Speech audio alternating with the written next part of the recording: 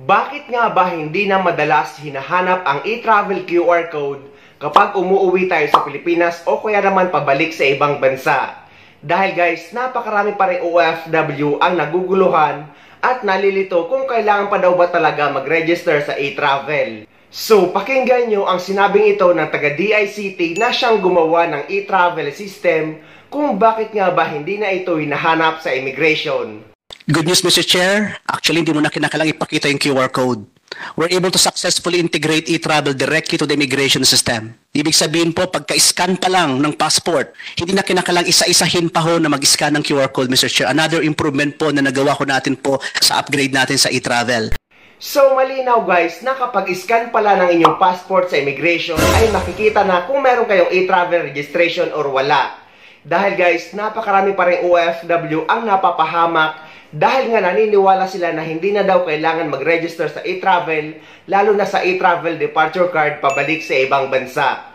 Dahil naniniwala sila sa mga nagsasabi na hindi na ito kailangan dahil nga hindi naman na hinahanap. Pero ang ending ay pinapabalik sila ng immigration officer dahil nga wala silang e-travel QR code at hindi nila ito makita sa system. So malinaw guys na required mag-register sa e-travel pauwi ka man sa Pilipinas or pabalik sa ibang bansa. At sa mga hindi marunong mag-register sa e-travel o kaya naman walang idea kung paano ang gagawin, ay may mga video tutorial ako na ilalagay ko sa description ng video na ito para madali nyong makuha. Dahil guys, yung iba kapag pauwi sa Pilipinas, nagtataka sila kung bakit daw blue QR code ang nakukuha nila. Dahil yan sa hindi sila nanonood ng aking mga tutorial. So ayun guys, bisitahin nyo lang sa description ng video na ito at panoorin nyo ang e-travel registration tutorial na ginawa ko para hindi kayo magkamali. So ayun guys, sana may nakuha kayong idea at sana nakatulong ang video na ito sa inyo.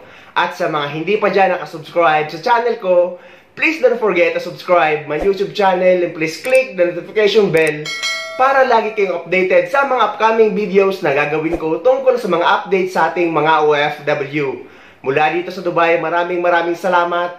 See you next time.